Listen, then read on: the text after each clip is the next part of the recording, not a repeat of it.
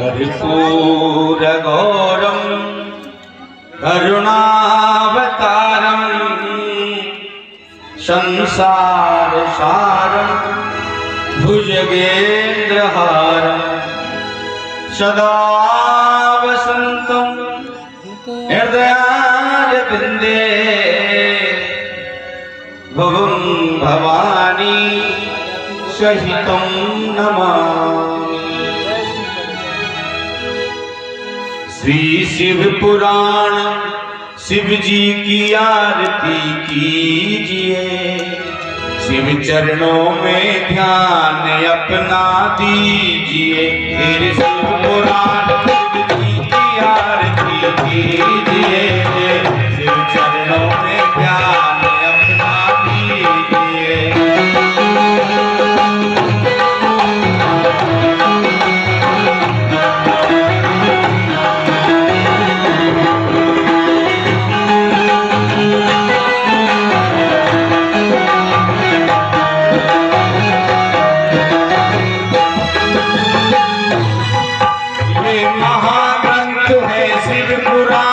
सदमार्ग बताने वाला, बिगड़ी को बनाने वाला, महाग्रंथ है शिव पुराण। सदमार्ग बताने वाला, बिगड़ी को बनाने वाला। तो सुनते सुजान करते हैं पान, सुनते सुजान करते हैं पान, शिव अमृत रस को पीजिए। शिव चरणों में ज्ञान अपना कीजिए, शिव पुराण शिव जी की आरती कीजिए, शिव चरणों में ध्यान अपना दीजिए।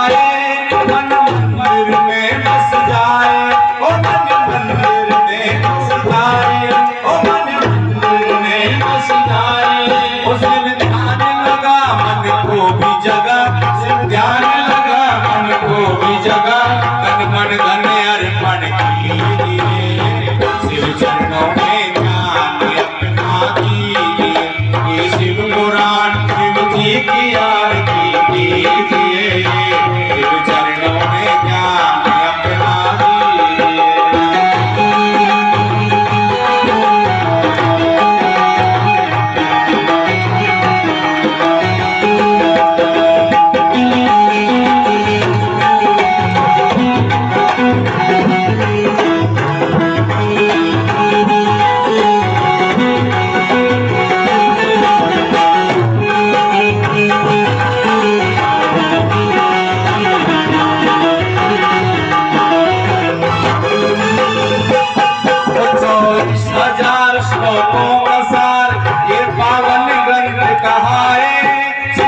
महिमा बतलाए, शिव की महिमा बतलाए, शिव की महिमा बतलाए।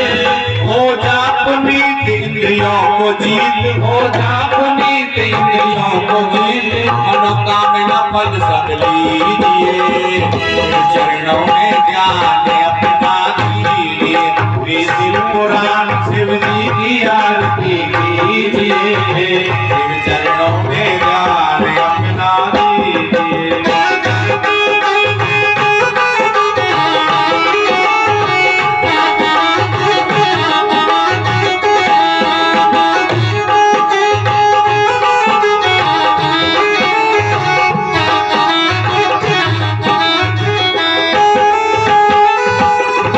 विश्वनाथ कर सनाथ सब दुख मिटाने वाला, हम पार लगाने वाला, हम पार लगाने वाला, हम पार लगाने वाला। ओम नमः शिवाय, ओम नमः शिवाय, ओम नमः शिवाय, ओम नमः शिवाय। जीवन सफल कर लीजिए, शिव चरणों में अपना दीजिए।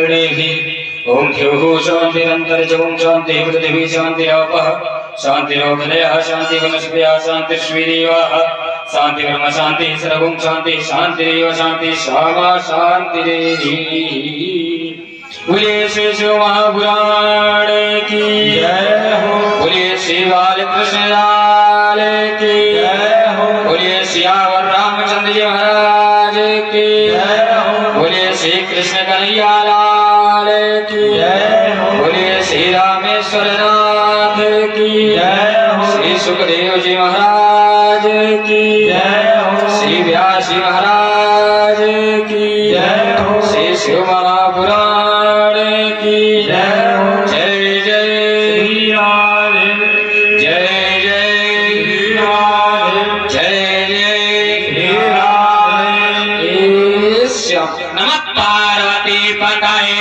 हर हर हर महादेव शंभु सरस्वत्यै नमः श्री गुरुवे नमः गुरुर्ब्रह्मा गुरुर्विष्णु गुरुर्देवो महेश्वर गुरुर्साक्षात् परं ब्रह्मा तस्मै श्री गुरुवे नमः यो अन्तः प्रविश्य मम वाचमिमां प्रसुप्तां सञ्जीवयत्यखिलशक्तिधरः स्वधाम्ना अन्याश्च हस्तचरणाश्रवणत्वगादि प्राणान्नमो भगवते पुरुषाय तुभ्यम् ध्याये नित्यं मयि सम्व्रजति गिरिनिभं चारुचन्द्रावतंसम् रत्नाकल्पोज्ज्वलांगं परशुमृगवराभीतिहस्तं प्रसन्नं पद्मासीनं समन्तातस्तुतममर्गणैव्याघ्रकृतिं वसानम्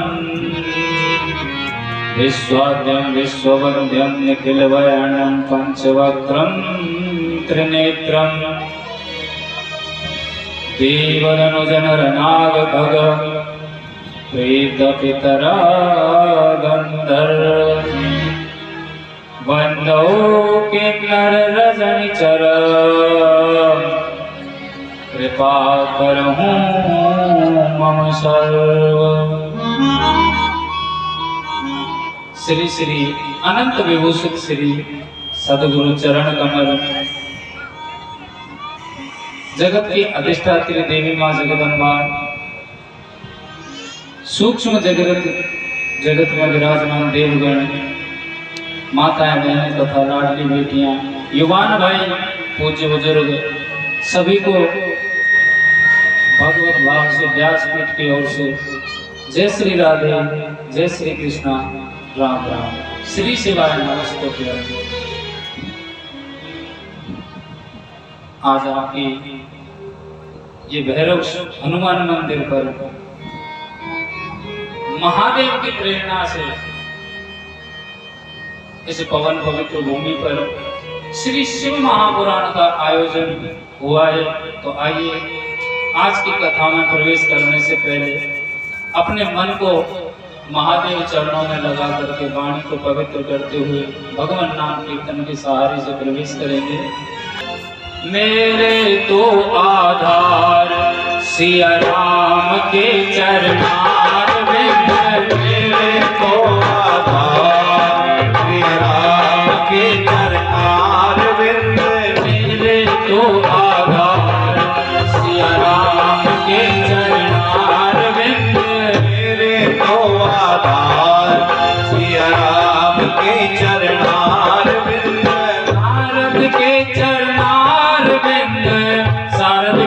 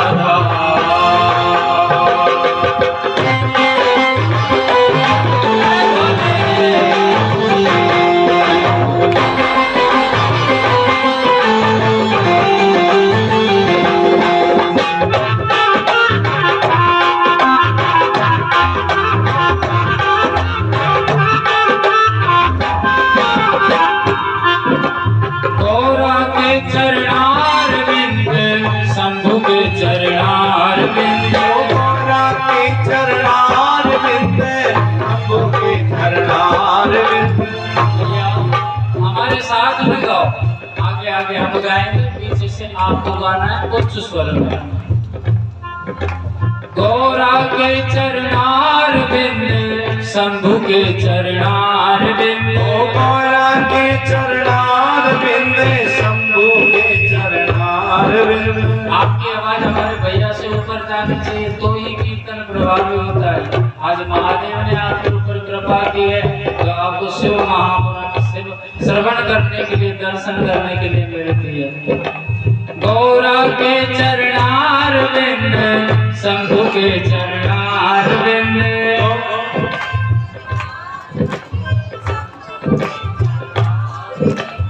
आज व्रत है बच्चों को।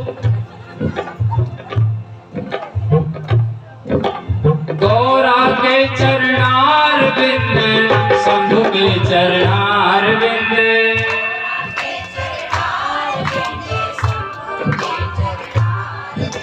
लक्ष्मी के चरणार बिंद, विष्णु के चरणार बिंद,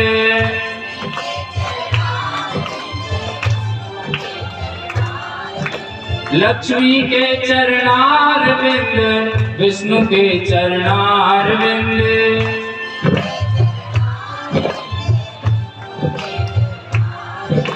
मेरे तो आधार बाबा के चरणार बिंद, मेरे तो आधार शंभु बाबा की चरणार बिंद, मेरे तो आधार।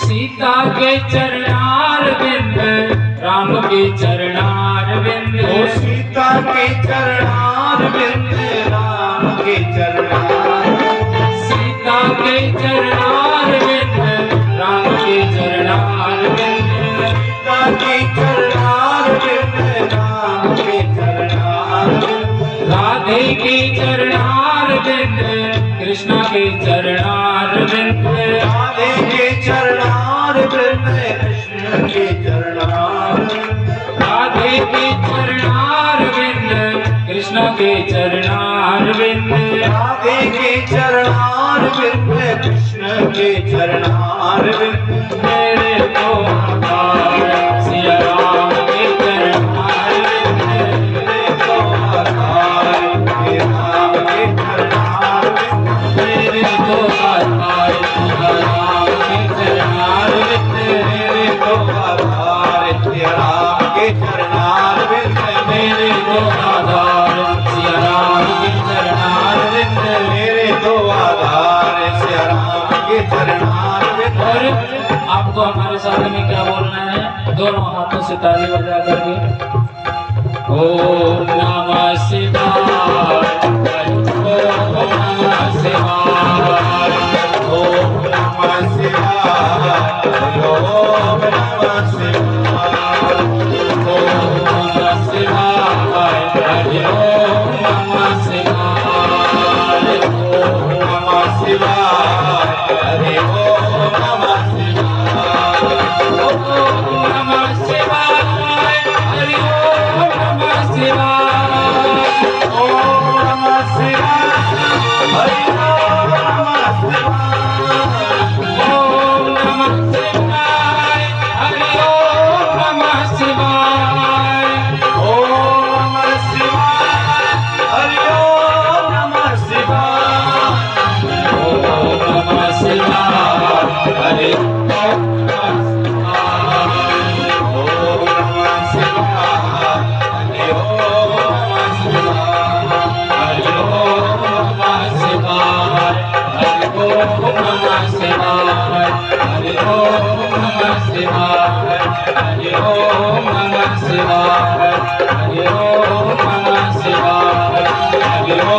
नमः शिवाय। बोलिए श्री शिव महापुराण की जय। शंकर भगवान की जय। हनुमान जी महाराज की जय। बस्ती माता की जय हो। नमः पार्वती पतये हर हर हर महादेव शंभो।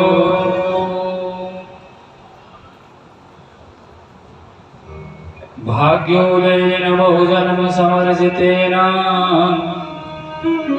सत्संगमं च लभते पुरुषो यदा वै अज्ञान हेतु कृत मोहमदान्धकारनाशम् विधाय ततोदयते विवेका। भाग्योदयेन बहुजन्म समर्जितेन,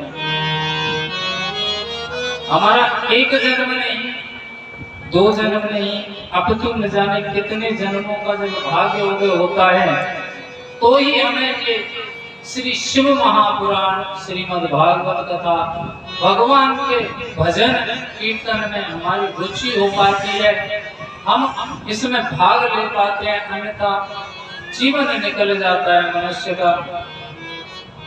वो इन ग्रंथों से, भगवान नाम से वंचित ही रहता है।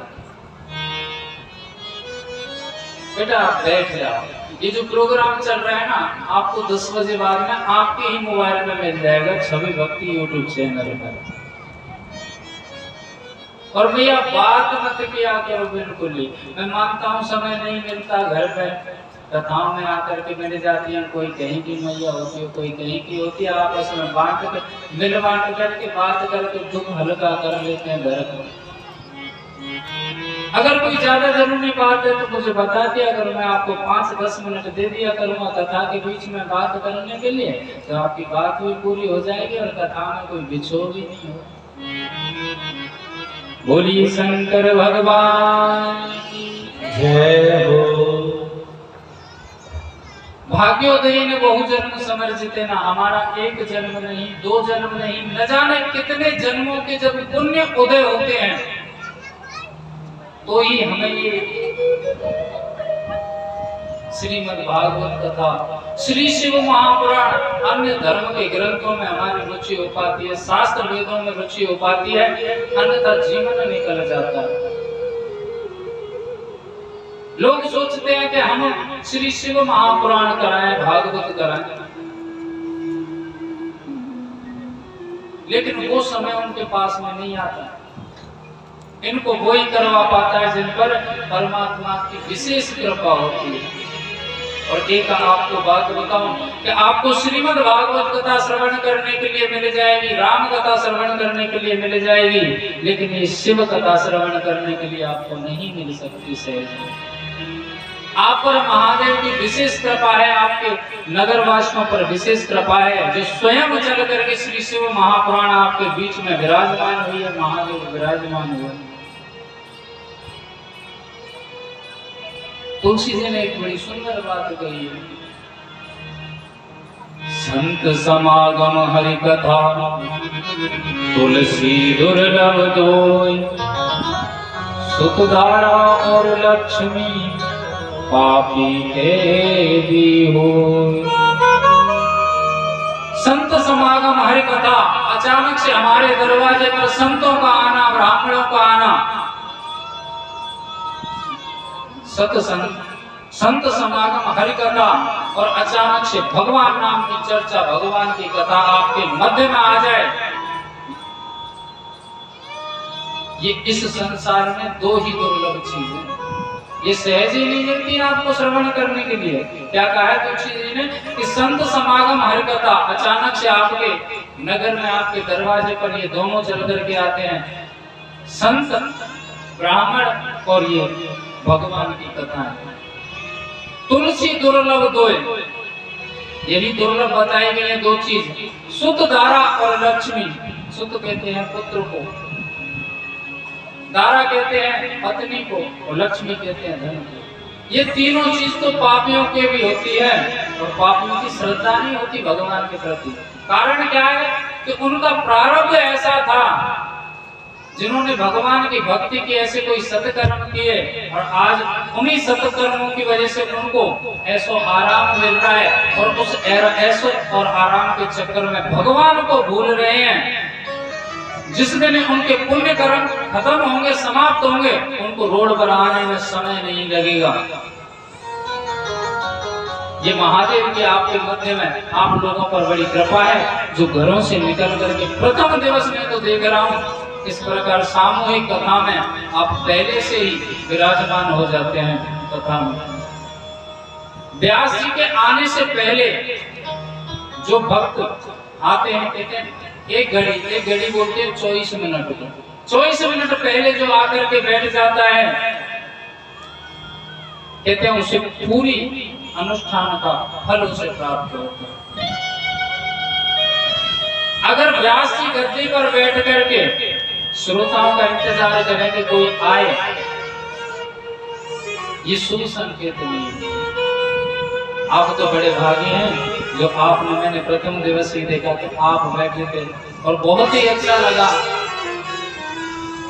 बोलिए शंकर भगवान की जय। भाग्योदयी न बहु जन्म समर्जिते न सत्संगम च लभते पुरुषो यदा वै। ये बात बड़ी समझने की है। आजकल कथाएं होती हैं बहुत और जगह जगह कथाएं होती हैं। अगर किसी वस्तु की अधिकता ज्यादा बढ़ जाए तो कहते हैं उससे मन हट जाता है, लोगों का मन हट जाता है। कहते हैं कितनी सुने महाराज, आज यहां हो रही है, कल वहां सुनी थी, दूसरी जगह वो वहां सुनी थी, कितना सुने, वही कथाएं। लेकिन इन कथाओं को जितनी बार सुना जाता है, ये कथाएं हमारे कानों में पड़ती हैं, भगवान नाम उच्चारण पड़ता है, तो हमारे अंधकार रूपी जो पाप हमारे हृदय में पल रहा है उसका खंडन हो जाता है। अज्ञान हेतु कृत मोह मदांध कारणासम विधाय हितको दयते विवेका।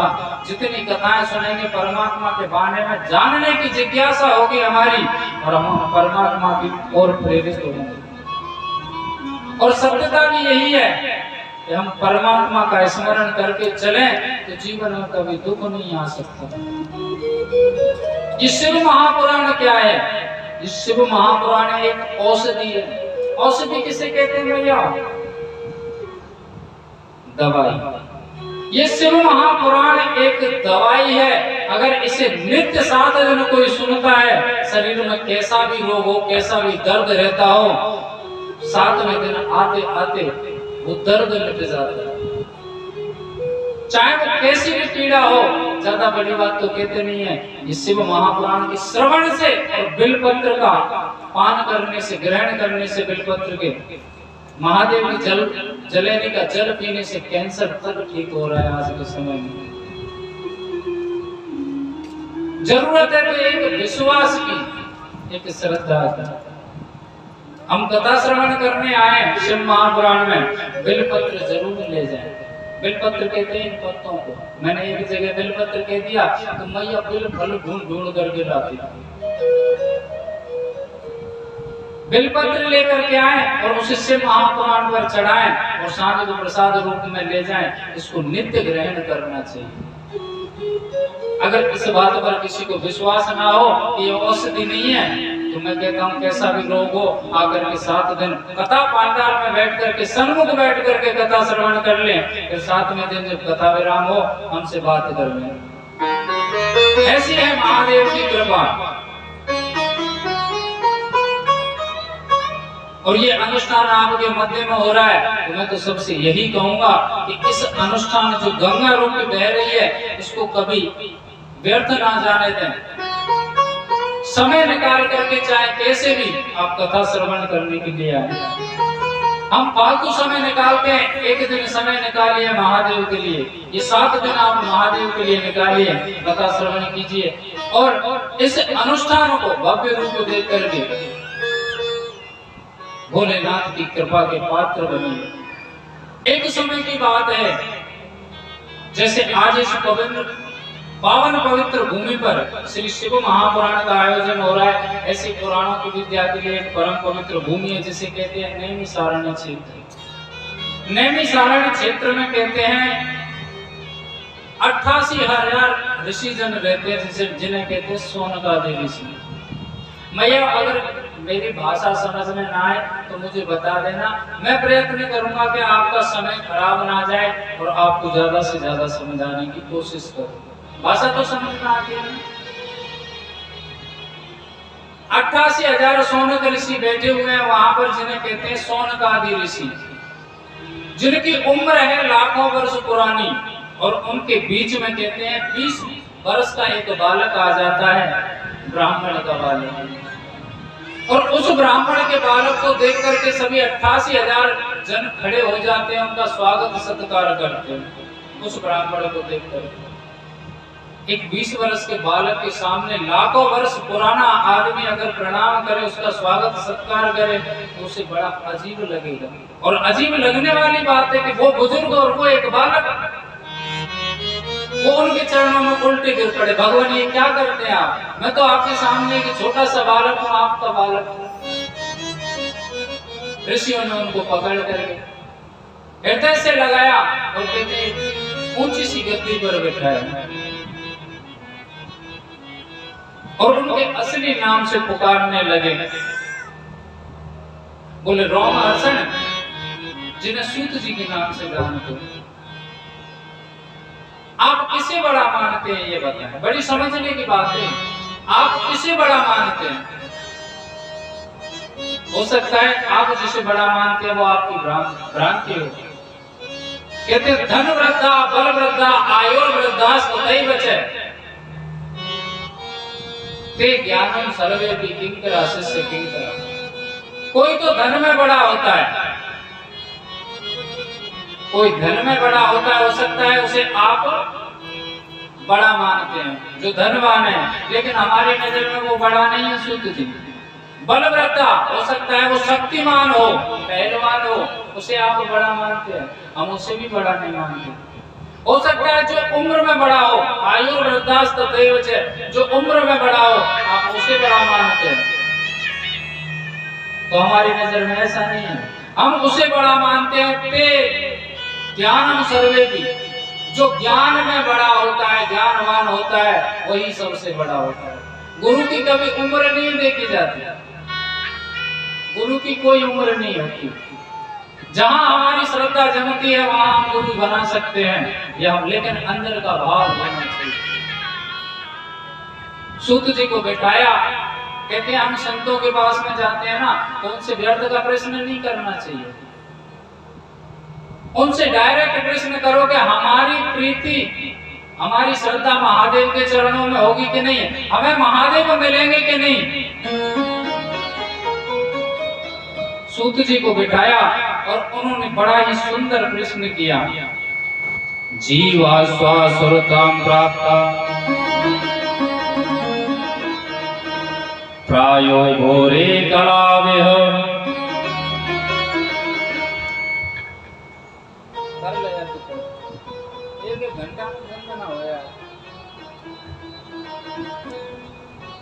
जीवा स्वासुरतां प्राप्ता प्रायो घोरे कलाविह तस्य संशोधने किहि विद्यते परमायनम्।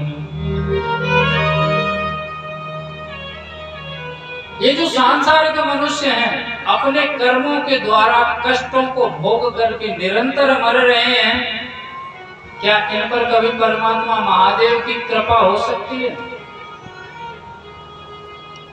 आप तो पुराणों के ज्ञाता हैं, वेद के प्रकांड हैं, शास्त्रों के ज्ञानवान हैं। आज कोई ऐसा मंगलमय प्रसंग हमको सुनाइए जिसमें महादेव की प्राप्ति कराता हो। कोई ऐसा प्रसंग सुनाइए जो महादेव की प्राप्ति कराता हो। तो सूत जी ने जब ये प्रश्न सुना, कहते हैं कि जब महात्मा प्रश्न सुनते हैं ना परमात्मा के बारे में जानने के लिए, तो उनका हृदय गदगद हो जाता है खुशी से, क्योंकि वो तो खुद जानना चाहते हैं, लेकिन उनके माध्यम से संसार के लोगों तक बात पहुंच जाती है। पुरुषस्येन यत् कार्यं क्रियमाणस्य सर्वथा।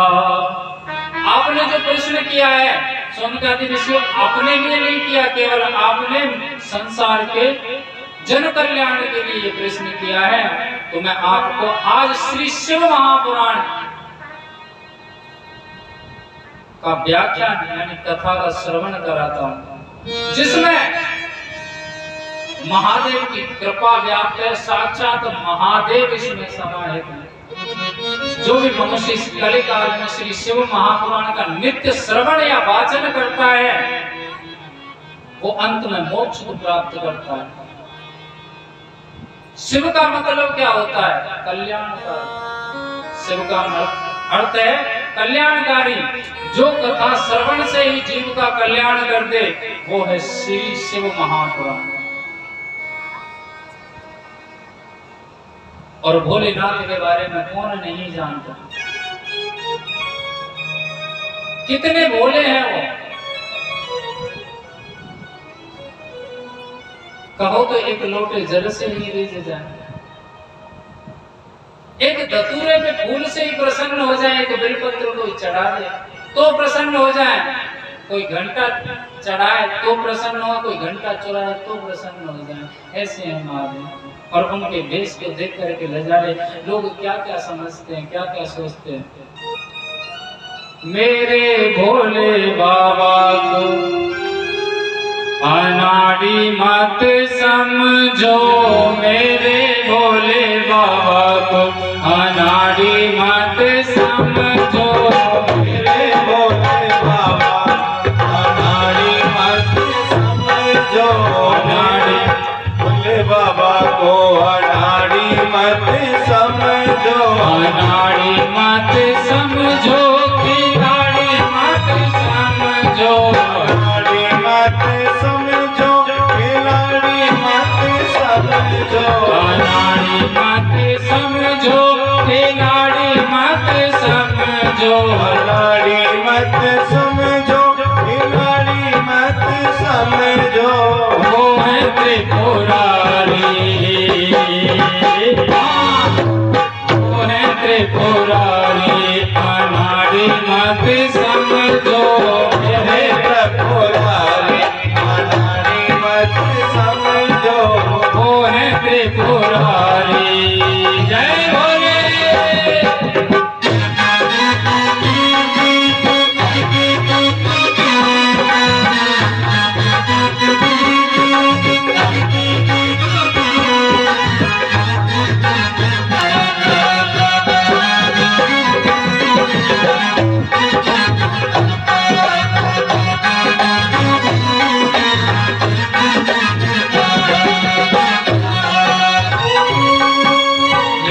भोले बाबा के सर्पों की माला, मेरे भोले बाबा की सर्पों की माला, आप भी हमारे साथ में करिए, बड़ा अच्छा लगेगा।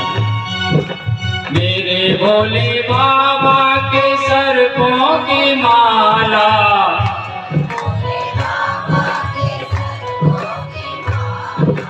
मेरे भोले बाबा के सर्पों की माला,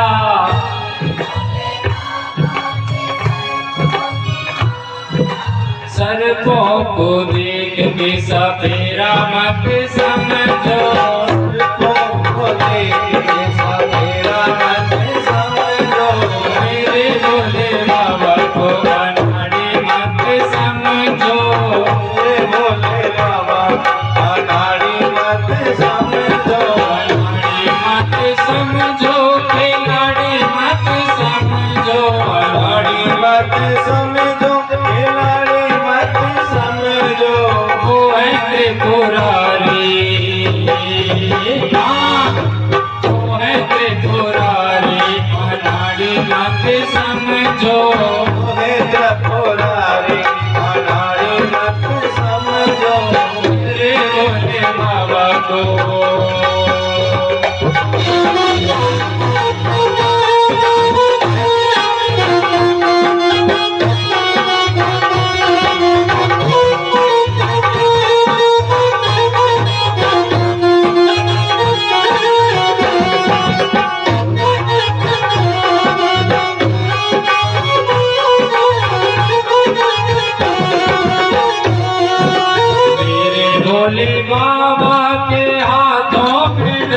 डमरू मेरे भोले बाबा के हाथों में डमरू, मेरे भोले बाबा के हाथों में डमरू, मेरे भोले बाबा के हाथों में डमरू। डमरू को देख के मातारी मत समझो, भोले के मातारी मत समझो, मेरे भोले बाबा को अनाड़ी मत समझो, मेरे भोले बाबा को अनाड़ी मत समझो, अनाड़ी मत समझो, बेनाड़ी मत समझो, अनाड़ी मत समझो, बेनाड़ी मत समझो, अनाड़ी मत समझो, बेनाड़ी मत समझो, अनाड़ी मत समझो, बेनाड़ी मत समझो। वो है त्रिपुरारी, वो है त्रिपुरारी, अनाड़ी मत समझो, ओहे त्रिपुरारी, अनाड़ी मत समझो, मेरे भोले बाबा को।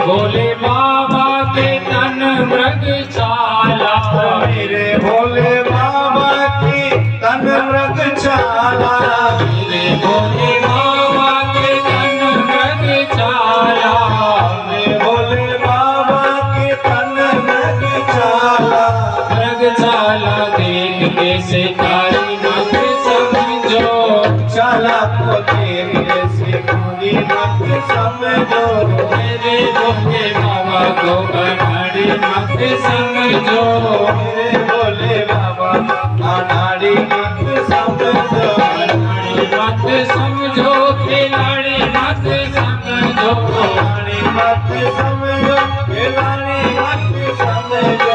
वो है त्रिपुरारी, वो है त्रिपुरारी, अनाड़ी मत समझो,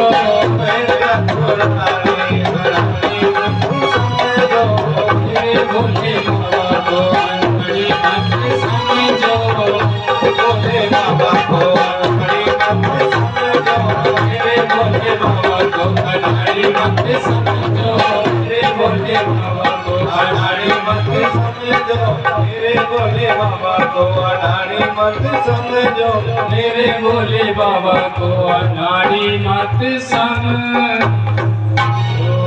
बोलिए शंकर भगवान की। मुझे ऐसा लगता है कुछ मैयाओं को नींद आ रही है, मैया नींद आ रही है तो सोए। नमः पार्वती पते, हर हर हर महादेव शंभो।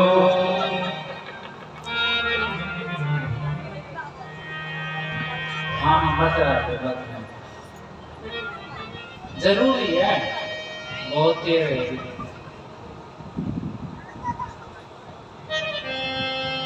सोनकादि ऋषियों ने पूछा था कि शिव को प्राप्त करने वाला ऐसा कोई मंगलमय प्रसंग सुनाइए। जो सूत जी ने बताया श्री शिव महापुराण के बारे में। बोले ये कथा कल्याण करने वाली है, इस कथा का अगर एक भी शब्द हमारे कानों में पड़ गया तो ये कल्याण कर देती। महाराज इस कथा को किस ने सुना? आजकल किसी से कोई बात बताए तो उसका पहले ये पूछते हैं कि इसका बताओ फायदा क्या है और किसको फायदा हुआ। ऐसी सोनकादि ऋषियों ने पूछा। बोले महाराज किसी ने सुना सर्वप्रथम वो बताए, और कैसे सुना? जब उन्होंने एक पापी देवराज नाम के ब्राह्मण की कथा उनको श्रवण कराई। योषिताजार सक्तानां नरकेयमकिंकरा सप्तलोको हतः परिघं क्षिपन्ति स्मरणमन्दिरे। एक देवराज नाम का ब्राह्मण था। उसने ब्राह्मण कुल में जन्म तो लिया, लेकिन वो विमुख हो गया, अपने कर्म से विमुख हो गया। और उसने कहते हैं पाप कर्म अपने जीवन को निर्वाह करने के लिए चुना। किसी की हत्या करना, किसी के आत्मा दुखाना, किसी की चोरी करना, गरीबों को सताना। वो नित्य ये कर्म किया करता था। गौ हत्या करना, उसका समय निकलता गया।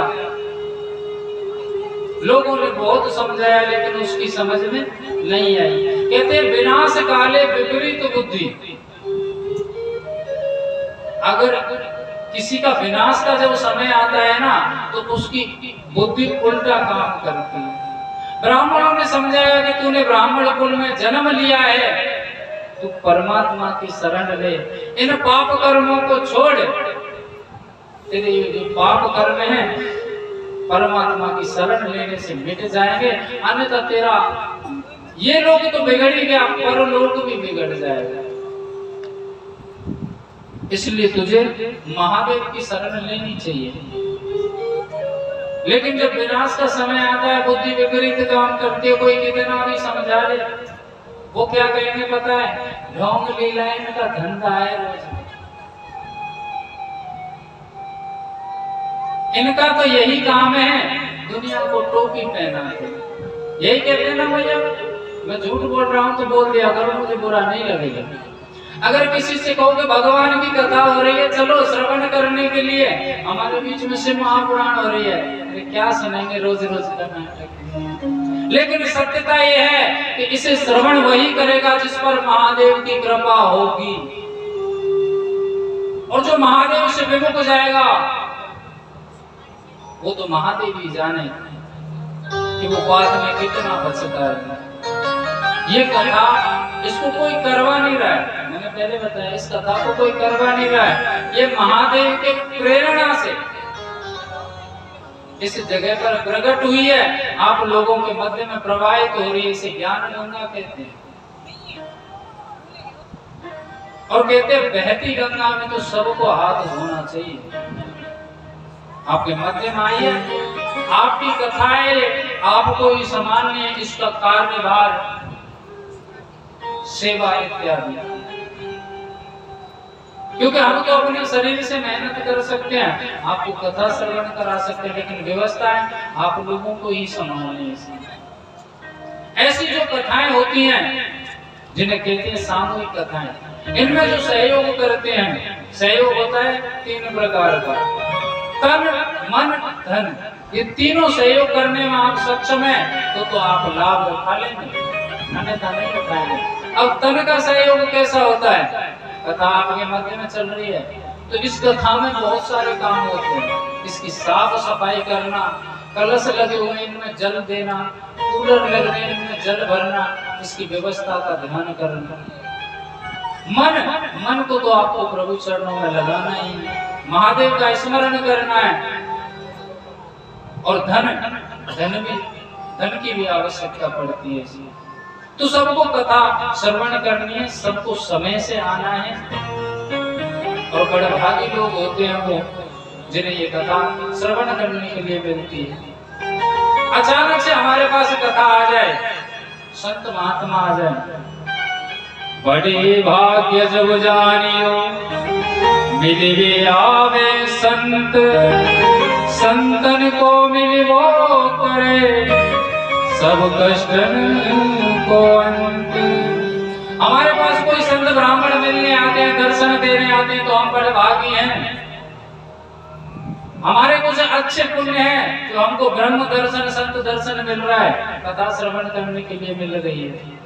इनके दर्शन मात्र से ही कष्टों का अंत हो जाता है।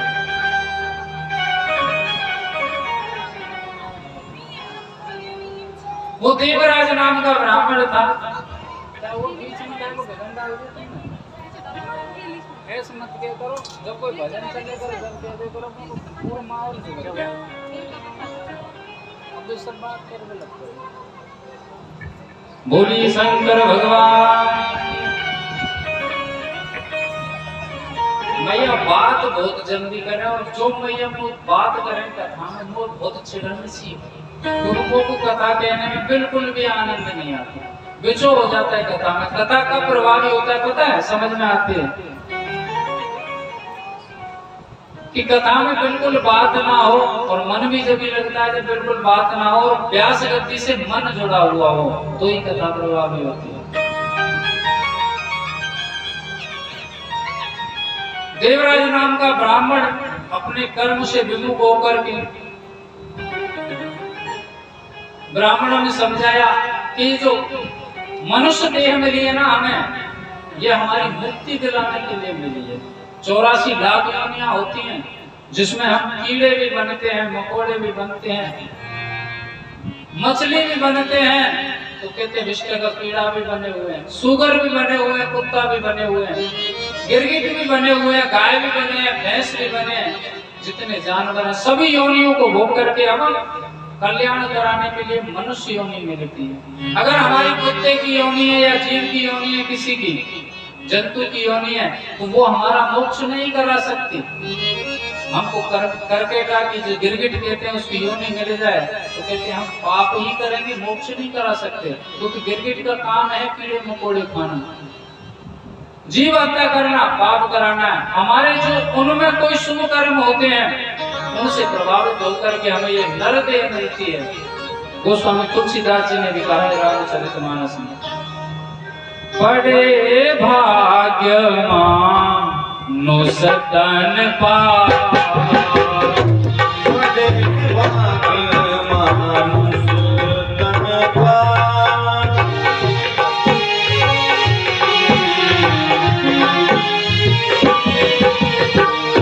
सुर दुर्लभ सदगन गावा, सुर दुर्लभ सदगन गावा, बड़े भाग्यवान तन पावा, सुर दुर्लभ सदगन तन गावा, बड़े भाग्यवान सुतन पावा।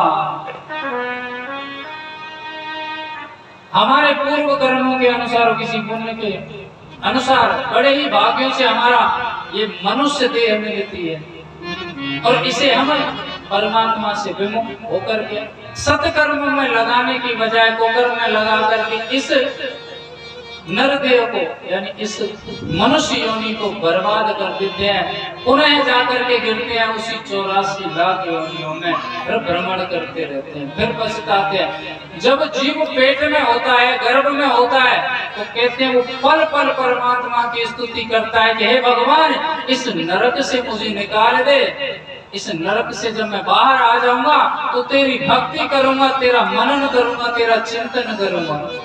परमात्मा कहता है कि देख तू अभी इस बात को कह रहा है, जब तू बाहर आ जाएगा ना तो मुझे भूल जाएगा। नहीं प्रभु, क्यों? क्योंकि उसे गर्भ में बहुत कष्ट होता है। गर्भावासा समम दुखम भूतो न भविष्यति, गर्भ में जितना कष्ट होता है ना जीव को, उतना ना तो कभी भविष्य में हुआ है और ना ही होगा। क्योंकि माता कुछ छटपटा खा ले और जाकर के वो चमड़ी पे पड़े तो उसका दुख वही जानता है। कुछ उल्टा सीधा माताएं खा लें तो दिक्कत, इसलिए वो परमात्मा की स्तुति करता है और जैसे ही बाहर निकलता है परमात्मा को वचन दे करके कि मैं बाहर जा करके इस गर्भ से बाहर मैं तेरी स्तुति करूंगा, लेकिन वो स्तुति नहीं करता, उसे ये सांसारिक माया घेर लेती है। सांसारिक माया उसे घेर लेती है और वो कुछ नहीं कर पाता। वो कहते हैं कि जब गर्भ से बाहर आता है रोने लगता है। वो इसीलिए रोता है कि मैं तो परमात्मा को वचन दे करके आया हूँ और ये क्या हुआ, मुझे तो ये संसार रूपी माया ने घेर लिया। सोनकादि ऋषियों ने कहा प्रभु ये बताइए इस माया से बचने का उपाय क्या है। आपने श्रीमद् भागवत तो शायद सबने सुनी है, किन किन ने सुनी है भागवत? सबने सुनी है ना। जब वसुदेव जी लाला को लेकर के जेल से गोकुल में जा रहे थे तो कहते सारे तो कैदी सो गए, सब जितने भी बंधन थे, ताले थे, दरवाजे थे, सब खुल गए जब उनको परमात्मा को अपने सिर पर लिया और गोकुल में जाकर के परमात्मा को छोड़ करके आए और योग माया को लेकर के आए। कन्या को वो माया ही तो थी, उसे लेकर के आए और जेल में जैसे ही पहुंचे दोबारा से उनके ताले लग गए, दरवाजे बंद गए और संतरी जो सैनिक है सब जाके और वो बंधन में फिर से बंध चुके थे। कहने का मतलब ये है कि जब जब जीव परमात्मा की शरण लेता है तो उस पर माया का असर नहीं होता। अगर वो माया के पीछे भागेगा, माया की शरण लेगा तो उससे परमात्मा दूर हो जाता है और माया उसे भ्रमित कर देती है और वही वो आकर के ये काय कलेश में घिर जाता है सांसारिक माया में। वो जीव इसीलिए रोता है कि परमात्मा को मैं तो वचन दे करके आया था और ये क्या हुआ, मुझे तो सांसारिक माया ने घेर लिया।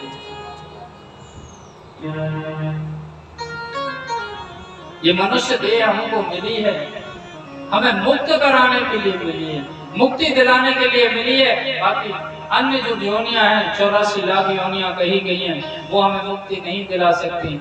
इसलिए ज्यादा से ज्यादा प्रयास करें कि हम अपना मन और चिंतन परमात्मा के नाम का करता रहें। मैया यशोदा काम करती थी अपने महल में और कहते चिंतन परमात्मा का करती थी। गोपियां, ब्रज की गोपियां काम कर रही हैं अपने यहाँ पर और भजन कर रही हैं भगवान। भोजन बनाते हैं, आप एक प्रैक्टिकल करना घर पर। आज जब भोजन बनाओ ना, भोजन बनाते समय भोलेनाथ का स्मरण करना, जो आपको भजन अच्छा लगे वो जबान पर, और भोजन बनाना और उसका स्वाद देखना कितना प्यारा है। कहने का मतलब ये है कि जीव का कर्म कुछ भी करे लेकिन मन में चिंतन परमात्मा का हो, जीवन सहज निकल जाता है और ये बार बार आने का जो चक्कर रहता है गर्भ में वो मिट जाता है। उस देवराज को खूब समझाया लेकिन उसकी समझ में नहीं आया, बुढ़ापा आ गया। कहते हैं स्वर्ग नरक जो है हमको यहीं से दिखना प्रारंभ हो जाता है। हमने माया के मद में होकर के परमात्मा को नहीं भजा तो कहते हैं अपने संसार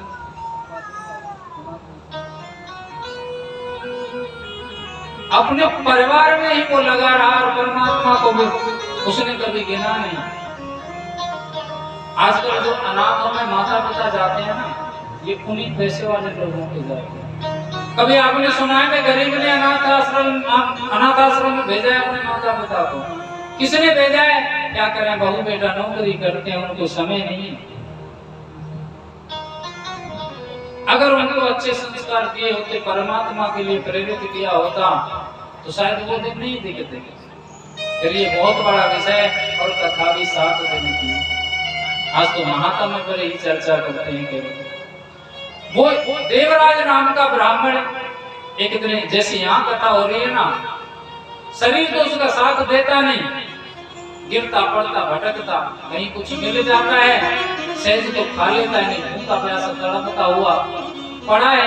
एक दिन हिम्मत करके शिव महापुराण की कथा हो रही थी, कथा को श्रवण करने के लिए हिम्मत करके पहुंच जाता है और वो चलने लायक तो बेचारा था नहीं, जल की प्यास लगी हुई थी तो कोने पर आकर के बैठ गया मंदिर में। शिव महापुराण सुन रहा था, बड़ा आनंद आ रहा था उसको। त्वमेव मे गुरुर्ब्रह्मस्त्वं मातस्त्वं पितासि च उद्धरोदमरं मादीनां त्वमेव शरणं गता। व्याख्यान उस समय का चल रहा था शिव महापुराण में कि देवता और दानवों में बहस थी कि प्रथम पूज्य किसे मनाया जाए, सबसे पहले देवताओं में पूजा किसकी करनी चाहिए। महादेव ने प्रस्ताव रखा कि जो इस संसार की 3 बार परिक्रमा करके चला आएगा, सबसे पहले उसी को प्रथम पूज्य घोषित किया जाएगा। सब एकत्रित होकर के आ गए। कहते हैं कार्तिकेय जी भी अपने मोर को लेकर के आ गए। कार्तिकेय जी की सवारी है मोर, देवराज इंद्र की सवारी है हाथी,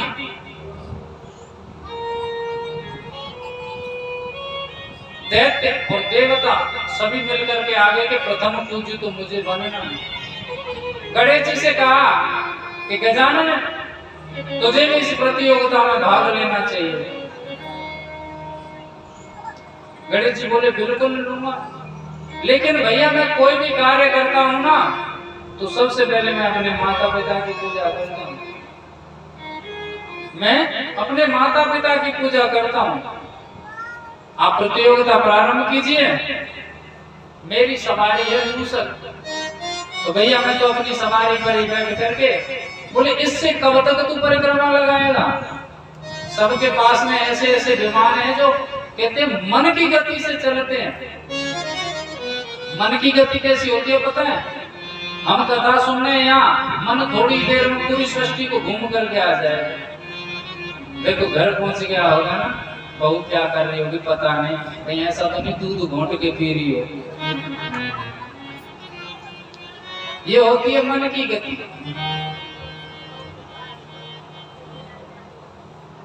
गणेश जी ने कहा कि मैं तो अपने मूसक पर ही बैठ करके परिक्रमा करूंगा संसार की। मुझे शौक भी नहीं है और मैं चाहता भी नहीं कि प्रथम पूज्य मैं बनूं। मेरा बड़ा भ्राता है, कई बड़े बड़े देव लोग भी हैं, लेकिन आपने कहा है तो आपकी बात मैं रखूंगा। कैलाश पहुंच गए मूसक को लेकर के।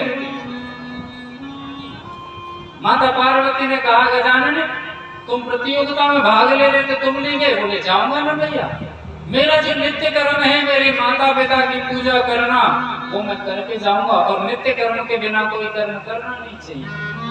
नित्य कर्म किसे कहते हैं? नित्य कर्म का मतलब है कि मुझे प्रातः मेरा नियम है कि महादेव पर 1 लोटा जल चढ़ा करके ही कुछ ग्रहण करूंगा या दूसरा कार्य करूंगा।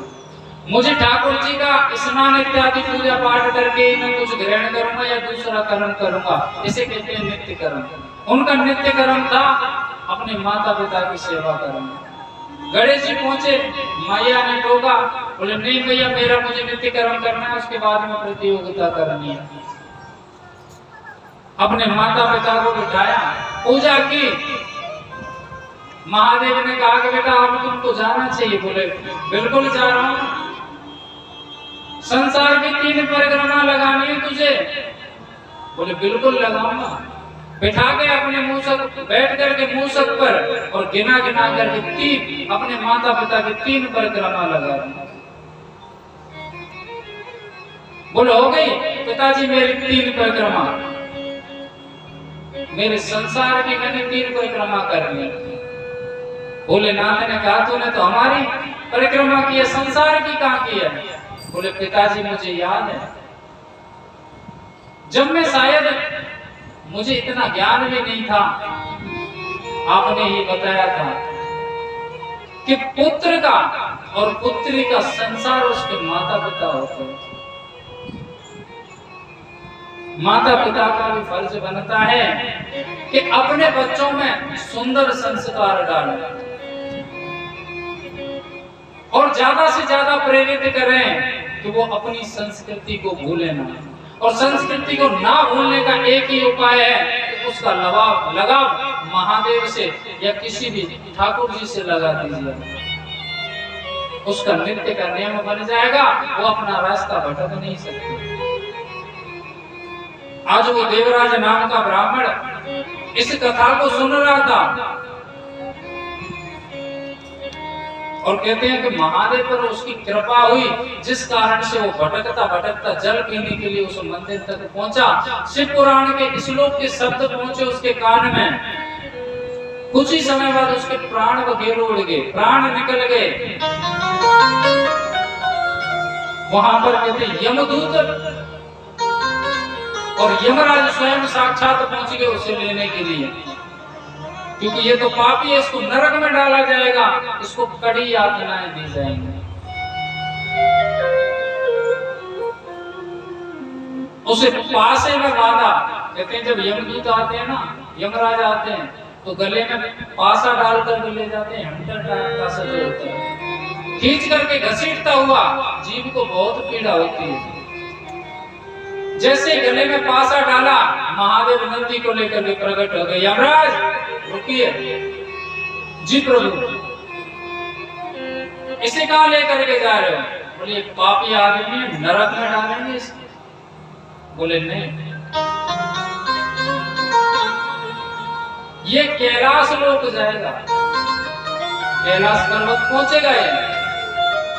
प्रभु उसने तो जीवन पर्यंत, अरे यमराज आप बोले, इसने श्री शिव महापुराण का श्रवण किया है। प्रभु इसने कोई श्रवण नहीं किया, पानी पीने आया था, ये जल पान करने आया था। बोले जरिया चाहे कुछ भी, शिव महापुराण सदा शिव के मुख से निकली है, इसका कल्याण तो बनता है। देवराज नाम के ब्राह्मण को लिया, नंदी पर बिठा करके और पैदल पैदल खुद चलते और उसे ले जाते हैं कैलाश पर्वत पर।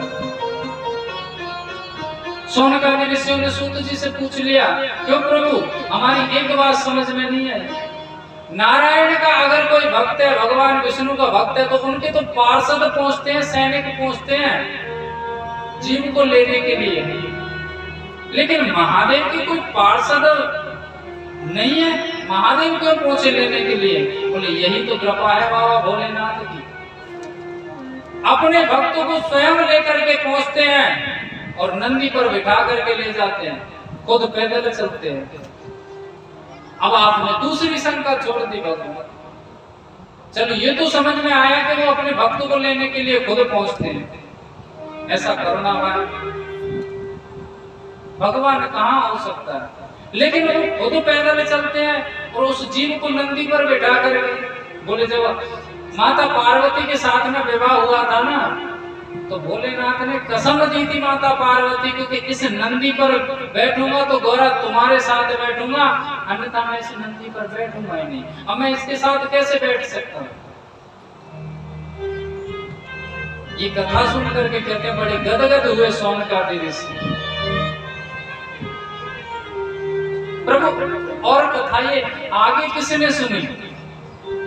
इससे भी बड़ा कोई पापी था, ये क्या क्या उद्धार करती है, क्या क्या कार्य करती है, इसकी श्रवण के फायदे क्या हैं? सोनकादि ऋषियों ने दोबारा से एक और कथा छोड़ दी।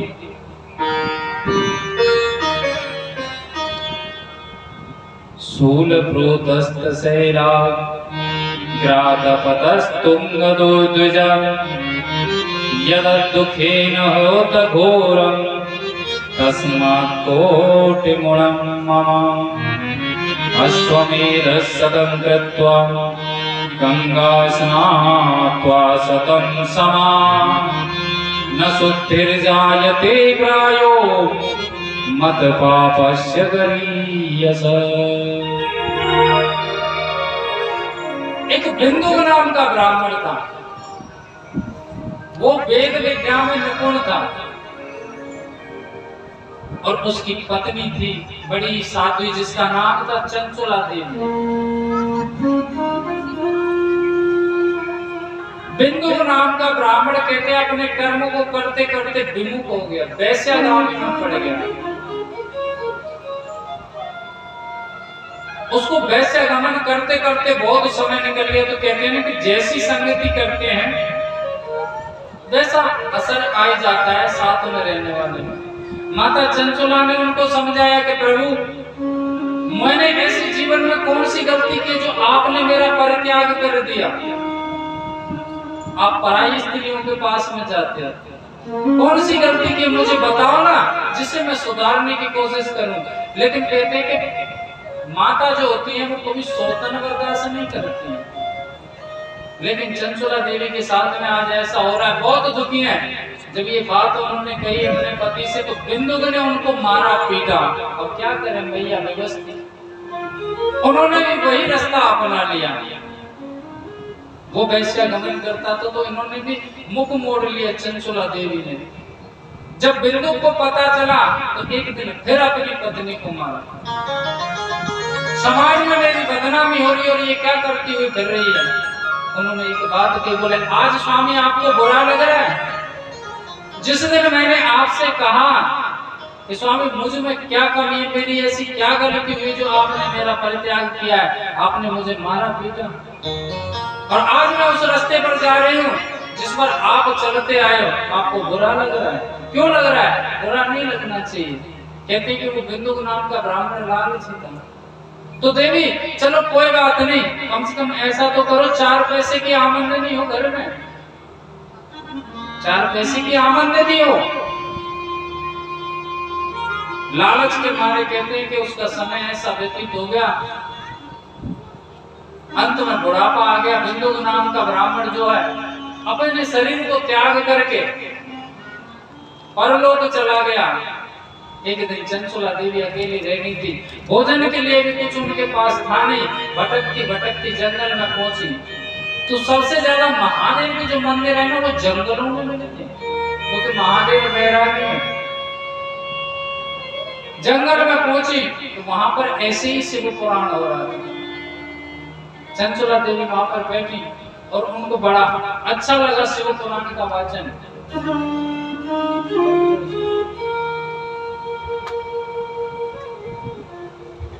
डाल दो उसमें स्पीकर। वाचन सुना शिव महापुराण का तो उसमें नरकों का वर्णन आ गया कि जो स्त्री पर पुरुष का गमन करती है, पर पुरुष में आसक्ति रखती है, उसे कहते हैं रोड़ो नाम के नरक में डाला जाता है, कड़ी यातनाएं दी जाती हैं।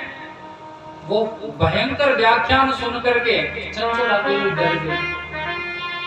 कथा जब विराम हुई पंडित जी के चरण में बैठ गई, प्रभु गलती के कारण ऐसा कर्म हुआ हो तो उसको सुधारने का कोई तो उपाय होगा।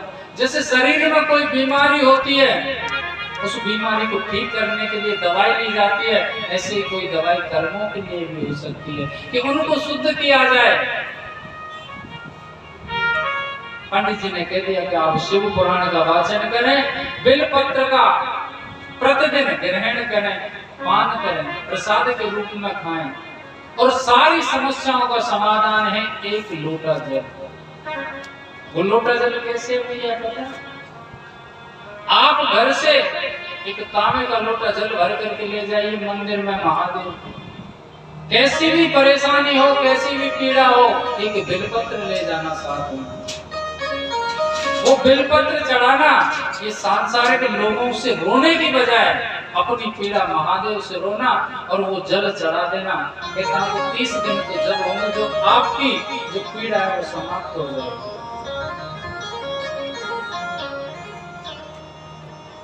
सारी समस्याओं का समाधान केवल एक लोटा जल।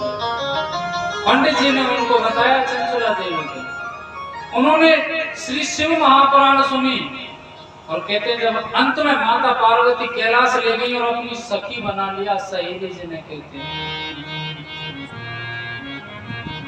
अपने साथ रखती थी। एक दिन की बात है कि माता पार्वती और भोलेनाथ आपस में कुछ बातचीत करके बड़े प्रसन्न हो रहे थे, तो पति चाहे कैसा भी सही माताओं को याद जरूर आती है। जब उनका दोनों का प्रेम देखा तो आंखों में आंसू आ गए। माता पार्वती ने देखा कि चंचला रो क्यों रही है, क्या बात है बहन, क्यों रो रही हो? बोले कुछ नहीं, आज जैसे आप दोनों का प्रेम देखा ऐसे ही मेरा पति किसी दिन प्रेम करता था मुझसे, लेकिन पता नहीं न जाने क्या हुआ।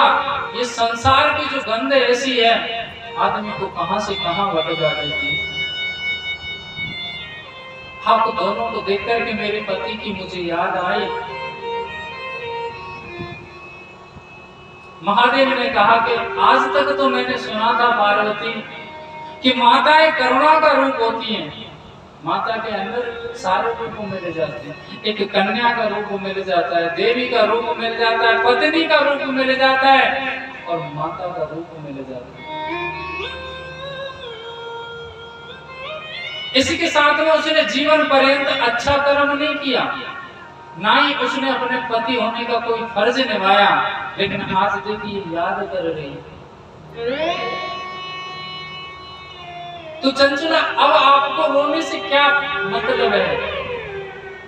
आपकी मुक्ति हो चुकी है, आप कैलाश पर रहते हैं और लोग ऋषिजन कहते हैं अनंत कल्पों तक तप करते हैं, जब भी कैलाश पर नहीं आ पाते। प्रभु मुझे तो इसलिए रोना आ गया कि किसी समय तो प्रेम किया था, और चाहे वो कैसे भी थे तो मेरे पति। अब क्या हो सकता है उस बात से? बोले प्रभु मुझे ये बता दो ना कि उन्होंने जीवन पर्यंत पाप कर्म किया है, वो इस समय उन्होंने कोई जन्म ले लिया है या किस योनि में है, किस प्रकार है वो? महादेव ने बताया कि वो गंधमादन पर्वत पर एक भयंकर पिशाच बना पड़ा है, प्रेत बना पड़ा है, और बहुत ही कष्ट को भोग रहा है। मैया हाथ जोड़कर भी खड़ी हो गई चंचला देवी, प्रभु उसका उद्धार कीजिए, और मैं जीवन में कुछ नहीं मांगूंगी आपसे, मेरे पति का उद्धार कीजिए। उसके उद्धार का उपाय क्या है? भोलेनाथ ने कहा कि श्री शिव महापुराण का वाचन किया जाए तुमरु नाम के कथावाचक से। तुमरु जी को बुलाया तो कहते कथा में यजमान की आवश्यकता होती है, यजमान कथाओं में जरूरी होती है। यजमान कौन बनेगा? महादेव कहते हैं कि मैं बनूंगा। श्री शिव महापुराण के प्रथम यजमान बने महादेव और माता पार्वती। गंधमादन पर्वत पर कथा हुई उस पिशाच के नाम से, और उसकी मुक्ति हुई, और कैलाश पर वो एक गण बन करके रहने लगा महादेव के साथ। इस सामूहिक कथा है। हम चाहते हैं कि ये महादेव की कृपा से इसका फल सबको प्राप्त हो, इसमें सभी थोड़ा थोड़ा समय दें। इसके भी कुछ नियम होते हैं। 7 दिन कथा चलेगी और 7 दिन इसमें प्रातः पूजन भी होता है। सबको यजमान बन करके इसका फल स्वरूप प्रसाद सबको ग्रहण करना है। यजमान बनना है एक एक दिन, जैसे जिसके पास में समय हो उस प्रकार बन सकते हैं। एक दिन में कितने भी यजमान बन सकते हैं, एक से लगा करके और अनंत तक। जिस दिन जो पूजा करवाना चाहे, यजमान बनना चाहे अपने जोड़े से, तो हमारे शास्त्री जी से आकर के संपर्क कर लें,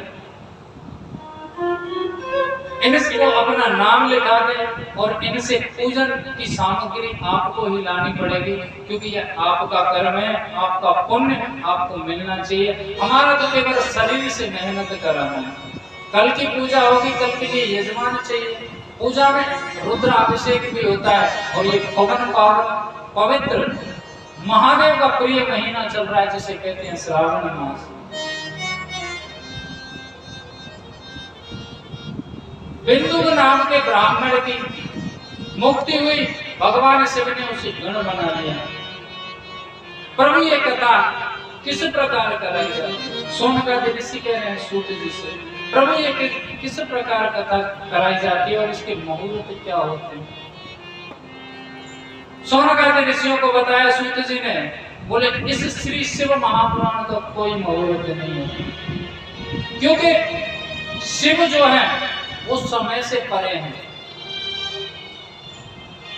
ये ब्रह्मांड, ये संसार, ये सृष्टि आदि अनंत शिव स्वयं साक्षात शिव है। शिव से बढ़कर के कुछ नहीं। इसलिए जब आपका मन करे, जब आपकी श्रद्धा हो, जब आप इस कथा को करा सकते हैं। अगर सामर्थ्य नहीं है आपकी कराने की, तो सामूहिक कथाओं में जाकर के अपना अपना योगदान देना चाहिए आपकी सामर्थ्य के अनुसार। कथा के लिए स्थान होना चाहिए बड़ा ही सुंदर, जिसमें बाहर की आवाजें ना आती हो, जिससे विक्षोभ हो, और कथा हमेशा श्रोता बनकर के ही श्रवण करनी चाहिए। श्रोता कितने प्रकार के होते हैं मैया? भागवत तो खूब सुनिए, भागवत में बताते हैं कि श्रोता कितने प्रकार के होते हैं। श्रोता होते हैं 3 प्रकार के। पहला होता है सरोता। सरोता जाने, जो आम काटता है, सुपारी काटता है, वो चलता रहेगा तो ये अपना काम करेगा। अगर सरोता नाम का श्रोता आकर के बैठ जाए तो उसका काम होगा, कथा में तो बैठ जाएगा पांडाल में आकर के 10 कमी निकालेगा व्यास मंच में, 10 कमी निकाल देगा व्यास में। कहीं कुछ कहेगा, कहीं कुछ कहेगा। कहने का मतलब ये, ना तो वो कथा सुनेगा, ना दूसरे को सुनने देगा। वो है सरोता। दूसरे नंबर पे होते हैं श्रोता। श्रोता कैसे होते हैं कि अपने कर्णों को यानी कानों को केवल व्यास गद्दी से लगा देते हैं। उनका मन केवल व्यास के पास है और व्यास की ही आवाज उनको सुनाई देती है। वो होते हैं श्रोता। और ये तीसरे नंबर पे होते हैं ना सोता। तीसरे नंबर के जो श्रोता हैं इनको कहते हैं सोता। इनमें मैया फायदा होता है। घूंघट कर लेंगे एक हाथ का और ऐसी समाधि लगाएंगे 3 घंटे पता नहीं कब निकल गए। और जब जयकारा लगेगा, जब नींद टूटेगी, अरे व्यास जी कितनी बढ़िया कथा आज है और इतनी प्यारी आवाज है, मुझको तो बहुत अच्छी लगी। अब उनसे पूछो ना भैया कथा कौन कौन सी कही, बोले जी ना तो हमको पर आवाज बहुत प्यारी है। कहते इन कथाओं से कोई तो कुछ लेकर के जाता है और कोई बहुत कुछ ले जाता है और कोई कुछ भी नहीं ले जा पाता। ये इन श्रोताओं पर डिपेंड होता है। कोई कुछ ले जाता है, कुछ ले जाने का मतलब ये है सोता के ऊपर। जो मैया सोती है ना तो बीच में झपकी भी भूल जाती है, आनंद से आता है तो सुनने लग जाती है। कोई कुछ ले जाता है, कोई बहुत कुछ ले जाता है। जो असली श्रोता होते हैं केवल उनको कथा से ही मतलब है, व्यास की आवाज सुनना और उनके शब्दों को ग्रहण करना, और कोई कुछ नहीं लेकर के जाता। जो श्रोता होते हैं ना, जो लगे रहते हैं कचर कचर कचर कचर, ना सुनते हैं ना सुनने देते हैं, वो कुछ नहीं ले जाते, केवल अपना समय खराब करते हैं।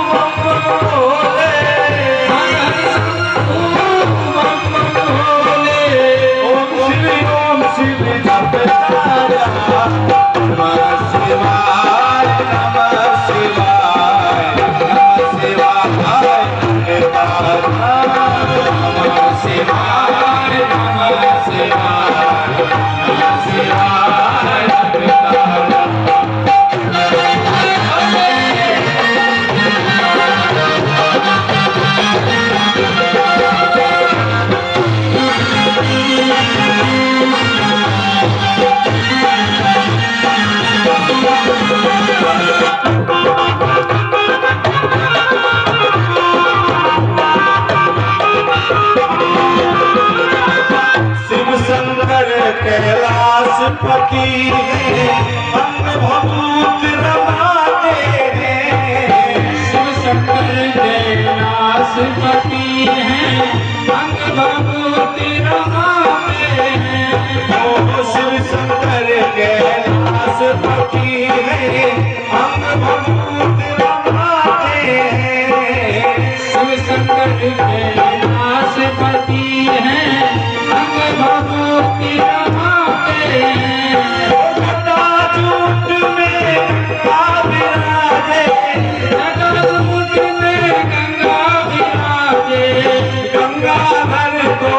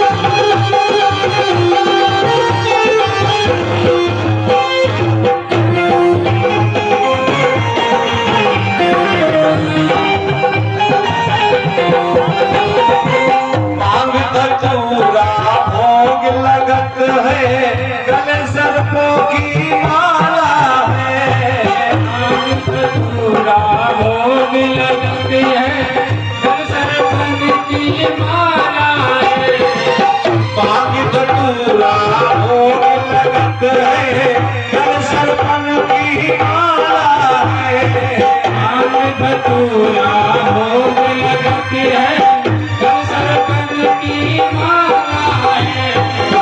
नंदी की असवारी करते, नंद की असवारी करके, नंदे सर को बजता जा।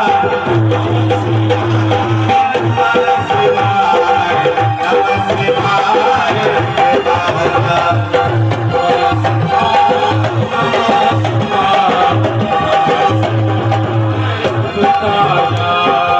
हर हर भोले बम बम भोले, हर हर भोले बम बम भोले। ओम शिव जपता जा। नमः शिवाय, नमः शिवाय, नमः शिवाय। नमः शिवाय, नमः शिवाय, नमः शिवाय, जपता जा।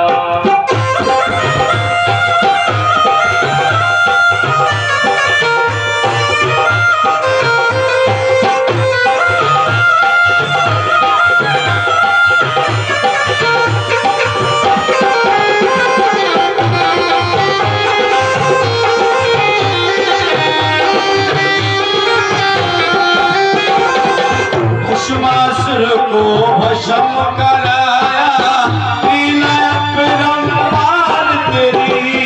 भस्मासुर को भस्म कराया, लीला अपरंपार तेरी।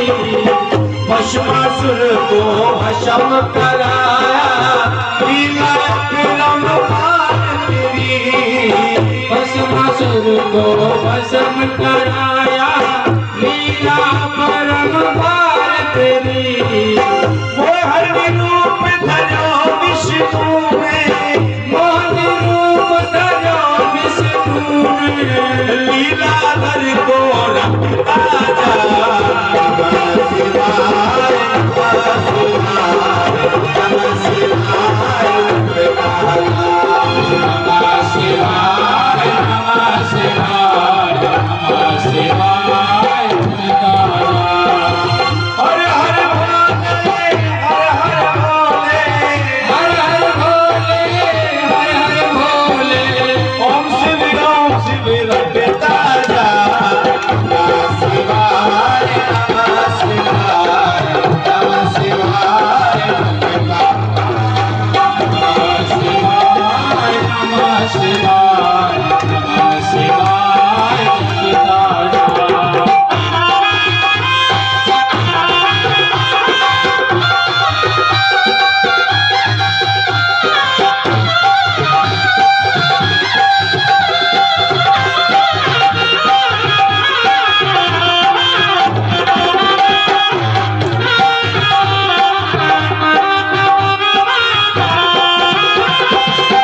भक्त मंडल बाबा महिमा गावे, गावे नर और नारी रे।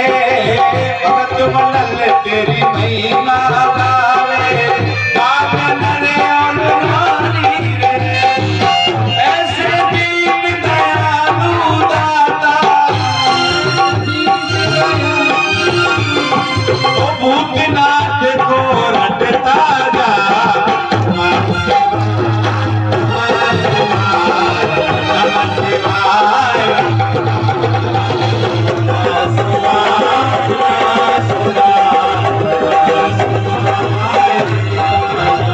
ओ हरि हरि भोले बम बम भोले, हर हर भोले बम बम भोले। ओम शिव रटता जा। नमः शिवाय, नमः शिवाय, नमः शिवाय, नमः शिवाय, नमः शिवाय, नमः शिवाय। भोलेनाथ के लिए दोनों हाथ उठाएंगे और तालियों की सेवा देते हुए गाएंगे। ओम नमः शिवाय, ओम नमः शिवाय, नमः शिवाय, ओम नमः शिवाय, नमः शिवाय, ओम नमः शिवाय, ओम नमः शिवाय, ओम नमः शिवाय, ओम नमः शिवाय, ओम नमः शिवाय, ओम नमः शिवाय, ओम नमः शिवाय, ओम नमः शिवाय, ओम नमः शिवाय, ओम नमः शिवाय।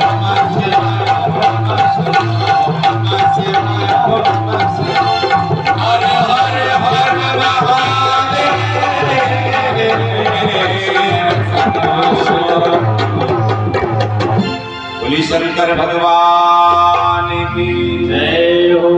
नमः पार्वती पते हर हर हर महादेव।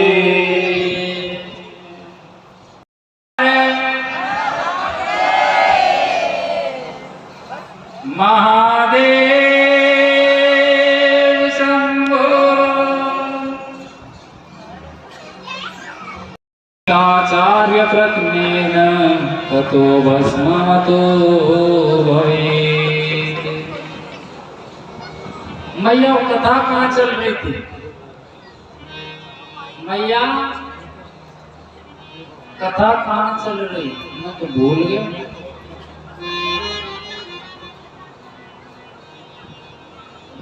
तुम्हारे भजन के चक्कर में मैं तो कथाएं भूल गया। बताओ कहाँ चल रही है?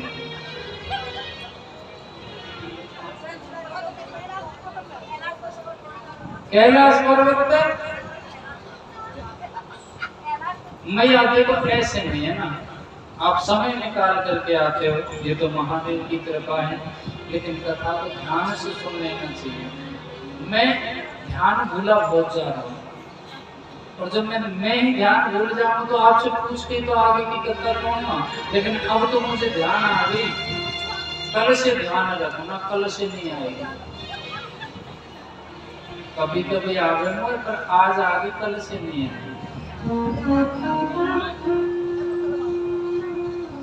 सूत जी नियम बता रहे थे सोनकादि ऋषियों को कथा की। कथा जो होती है ये माताएं कलश उठाती हैं। माताएं कलश उठाती कहती कि शास्त्रों में वर्णन आया है कि ये जो कलश होता है ना, इसमें सभी तीर्थों का जल, सप्त सागरों का जल समाहित होता है। उन्हीं सप्त सागरों को, समस्त तीर्थों के जल को इन कथा श्री शिव महापुराण के माध्यम से वो माताएं अपने सिर पर धारण कर लेती हैं। आज ऐसी शक्ति आ जाती है उनमें, जिनको मैं बार बार नमन और वंदन उन माताओं को करता हूं जो कलश धारण अपने सिर पर करके पैदल चल करके पद यात्रा करते हुए भगवत कथा पांडवों तक पहुंचती हैं। कहते हैं जीवन निकल जाता है कि हम कथा कराएं। किसी दिन हमारे ऊपर भी भगवान ऐसी कृपा करें कि हम शिव महापुराण कराएं, हम परमात्मा हमें शरण में ले। इसको कहते हैं बहती गंगा, श्री शिव महापुराण। शायद मैं सोचता हूं कि सर कोई अपने सिर पर धारण करता है महादेव को। आज यहाँ पर हम तो कह रहे हैं किसी को जानते नहीं है महादेव के अलावा। महादेव की प्रेरणा से आए, उनके भक्तों से मिले, उनसे कथा के बारे में करने के लिए पूछा,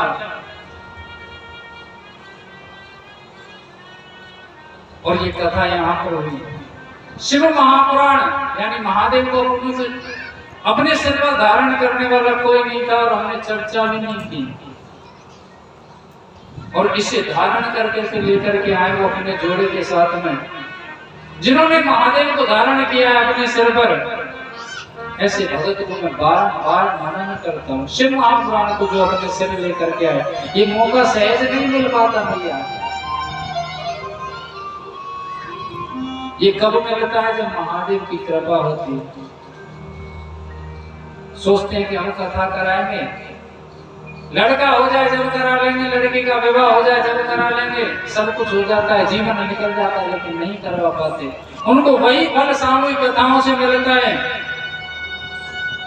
आज एक शिव महापुराण का पूरा सारा फल, यहाँ मैं नाम नहीं जानता उनका, जिन्होंने शिव महापुराण को धारण किया वो ले गए। महादेव ने उनको अपना कृपा का पात्र समझा और उनको चुना। नहीं, हमारी क्या इच्छा रहती है कि जितने भी सदस्य चलते हैं कलश यात्रा में, सभी अपने सिर पर धारण कर करके लेकर के आए महादेव को। लेकिन यहाँ पर केवल एक ही थे, बोली शंकर भगवान। जहाँ भी ये कथाएं होती हैं तो कथा में पूजन पाठ इत्यादि होते हैं।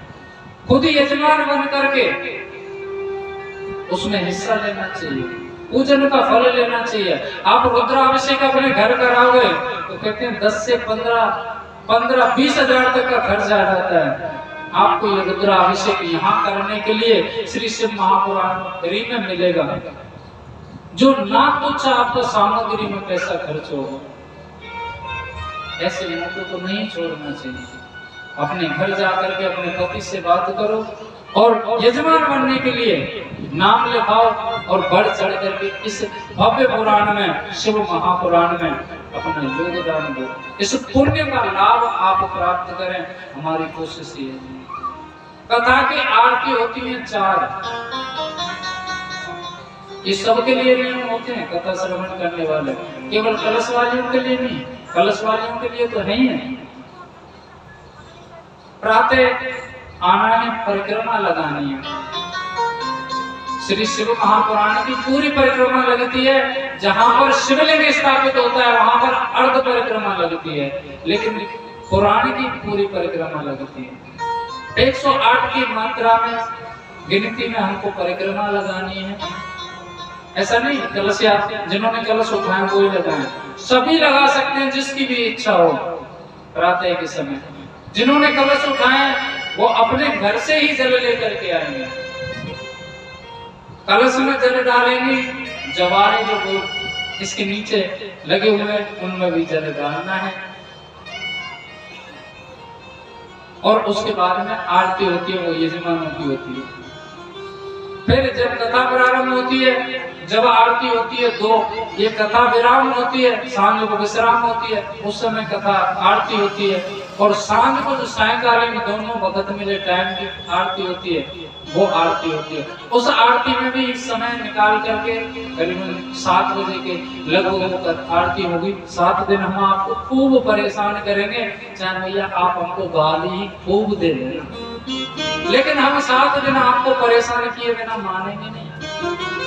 और 7 दिन के बाद में आपसे कहेंगे नहीं कि आप आरती में आओ या कीर्तन गाओ, लेकिन 7 दिन तो हम परेशान करेंगे। उसके लिए पहले से ही क्षमा हम आपसे मांगते हैं। आरती में सबको आना है और जिन्होंने कलश उठाए हैं वो अपना दीपक घर से बना करके लाएंगे और दीपक जला करके उसी दीपक से आरती होनी है। सबकी सामूहिक आरती हुआ करेगी। ये साउंड सिस्टम से ही होगी, हमारे शास्त्री जी कराया करेंगे, आचार्य जी। ये नियमित चलेगा। यजमान सबको बनना है और जो सेवा देना चाहते हैं, यहाँ हम किसी को तो जानते नहीं, ये समझ लो कि हम जल भी आपकी बस्ती का ही ग्रहण करेंगे, लेकिन वो आपको पहले बताना पड़ेगा, कहीं ऐसा ना हो कि डबल हो जाते हैं तो दिक्कत आती है। हमारे शास्त्री जी को ही आप बता सकते हैं। ये होते हैं कथा के नियम। कल से कथा विस्तार से चलेगी और सबको कथा श्रवण करने के लिए आना है और बुला करके भी लाना है, क्योंकि बुलाने से जिसे कहते हैं करनी फल। अगर हम एक माता को बुला करके लाते हैं कथा श्रवण कराने के लिए, तो कहते हैं उनका श्रवण करने का आधा फल हमको प्राप्त होता है। तो ज्यादा से ज्यादा मैयाओं को बुला करके इस शिव महापुराण के बारे में जागृत कराना और महादेव के प्रति जो मन में भ्रम पड़े हुए हैं लोगों के, वो इस शिव महापुराण के द्वारा ही नष्ट हो सकते हैं। और लगावे महादेव से जभी होगी। बिलपत्र आपको सबको लाने हैं। बिलपत्र और भस्म लगाने के ये महात्म्य की कथा आपके मध्य में परसों के दिन आएगी। वो हम आपको श्रवण कराएंगे कि इनको क्यों लगाया जाता है और इनसे क्या फायदे होते हैं। कल से आप जब आप कथा श्रवण करने आओ ना, तो बिलपत्र अपने साथ लाना और यहाँ चढ़ाना, और यहाँ बिलपत्र चढ़ाने के बाद में यहाँ पर आपको भस्मी का दोना मिलेगा, तिलक सफेद वाला, आपकी भाषा में तो उसका थोड़ा सा टीका लगा करके कथा श्रवण करेंगे। तो आज की कथा को यहीं विराम देंगे और यजमान जिनको कल बनना है वो हमारे आचार्य जी को बता दें। एक भी दिन आपकी बस्ती में ऐसा नहीं जाए कि जिस दिन पूजा ना हो। ये शुरू के 1-2 दिन की दिक्कत आती है, उसके बाद में तो जिद लग जाती है पूजन कराने के लिए हमारे आचार्य जी परेशान हो जाते हैं इस बात से, इसलिए पूजन जिनको कराना है वो बता दें कल के लिए।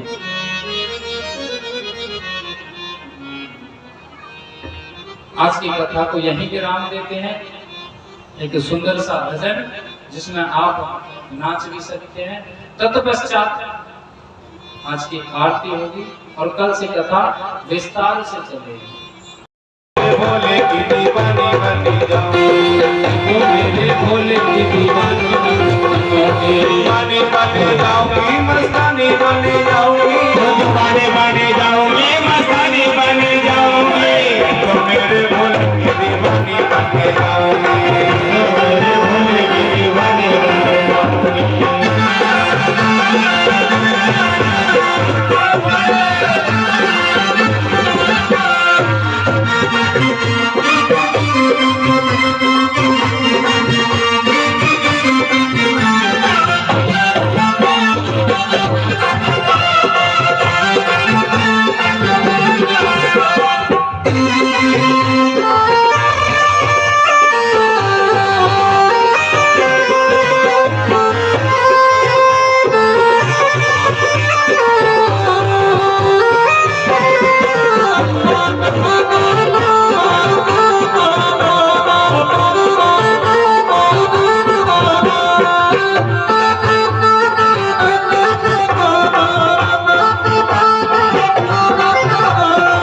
भोले जी को भंग लगे प्यारी, भोले जी को भंग लगे प्यारी, भोले जी को भंग लगे प्यारी, भोले जी को भंग लगे प्यारी। भंग बने जाऊंगी मैं, भंग बने जाऊंगी, बने जाऊंगी, दीवानी बने जाऊंगी, भंग बने जाऊंगी, धतूरा बने जाऊंगी, बने जाऊंगी, धतूरा बने जाऊंगी।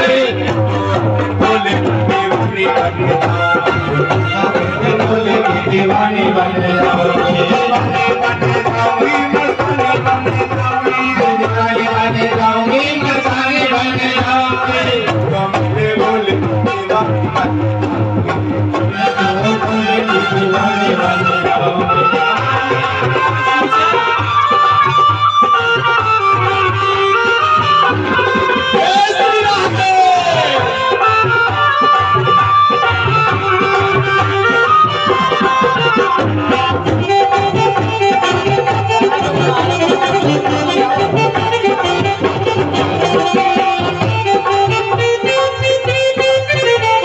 भोले बाबा के गले में सर्पों की माला, भोले बाबा के गले में सर्पों की माला, भोले बाबा के गले में सर्पों की माला, भोले बाबा के गले में सर्पों की माला।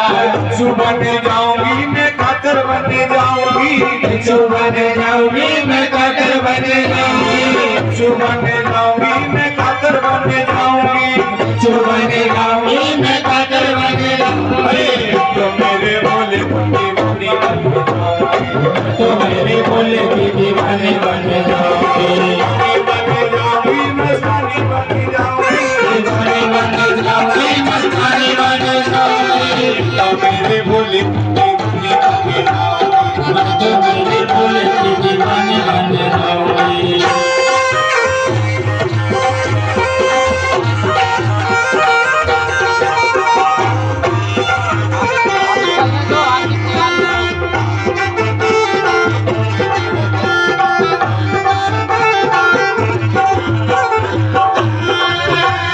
मेरे भोले बाबा के सिर पे चंद्रमा, मेरे भोले बाबा के सिर पे चंद्रमा, मेरे भोले बाबा के सिर पे चंद्रमा, मेरे भोले बाबा के सिर पे चंद्रमा। गंगा बने जाऊंगी, गंगा बने जाऊंगी, गंगा बने जाऊंगी, गंगा बने जाऊंगी, जटा में लिपट जाऊंगी, जटा में लिपट जाऊंगी, जटा में लिपट जाऊंगी, जटा में लिपट जाऊंगी। मेरे भोले की दीवानी बन जाऊंगी, तो मेरे भोले की दीवानी बन जाऊंगी, दीवानी बन जाऊंगी, मस्तानी बन जाऊंगी, दीवानी बन जाऊंगी, मस्तानी बन जाऊंगी, तो मेरे भोले की दीवानी बन जाऊंगी, तो मेरे भोले की दीवानी बन जाऊंगी। नमः शिवाय।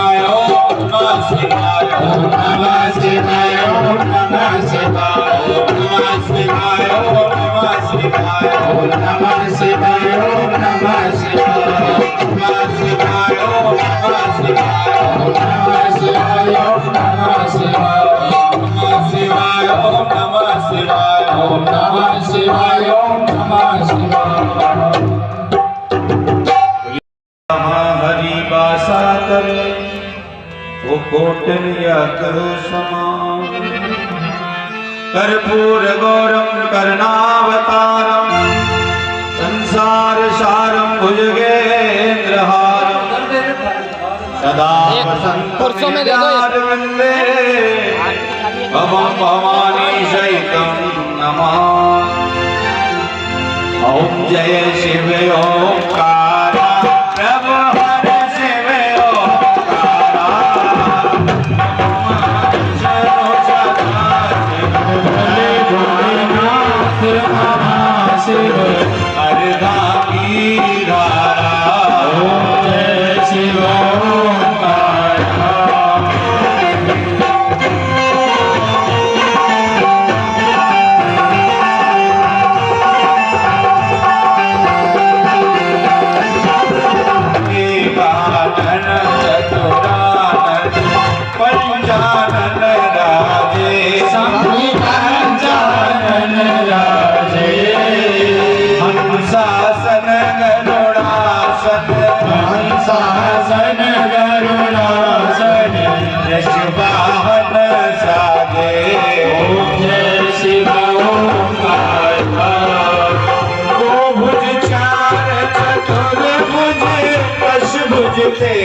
सोहे संभुदस भुजते सोहे तीनों रूप निरखता रूप निरखता प्रभु मन जन मोहे। ओम जय शिव ओंकार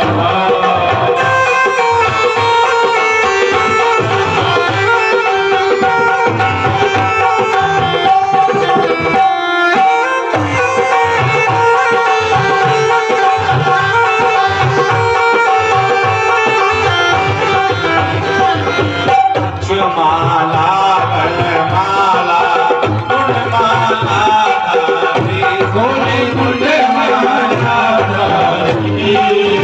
चंदन नगमग सोहे चंदन भगमन सोहे बोले शुभकारी। ओम जय शिव श्वेतांबर पीतांबर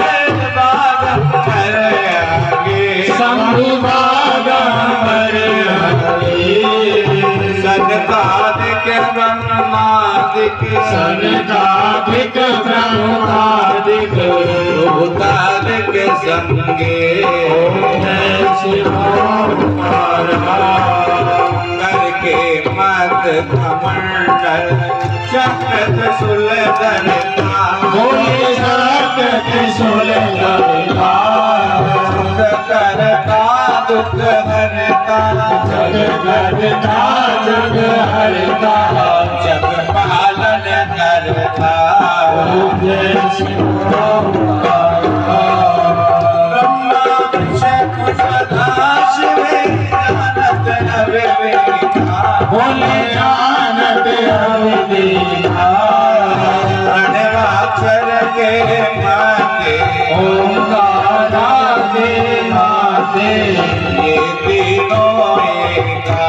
ओम जय शिव ओंकार गुण स्वामी जी की आरती जो कोई नर गावे बोले प्रेम सहित गावे कहते शिवानंद स्वामी भजत हरि हरि स्वामी के संपत्ति पावे। ओम जय शिव ओंकार जय शिव ओंकार बोले हर शिव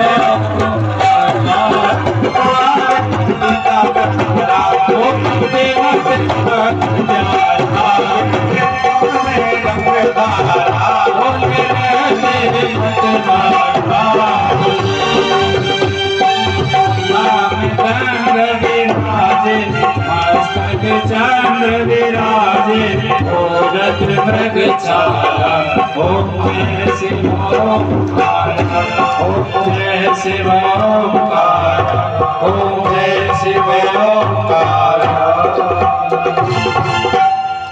ओम जलेन शीतलैगणिः ओम द्यौः शान्तिरन्तरिक्षं शान्तिः पृथिवी शान्तिरापः शान्तिरौषधयः शान्तिवनस्पतयः शान्तिर्श्वेदेवाः शान्तिब्रह्म शान्तिः सर्वं शान्तिः शान्तिरेव शान्तिः श्यामा शान्तिः छाटा लागे नीर का कष्ट कटे शरीर का छाटा लागे अम्बो का नाम जपो शिव शंभो का छाटा लागे पानी का नाम जपो राधा रानी का छाटा लागे पानी का नाम जपो परमेश्वर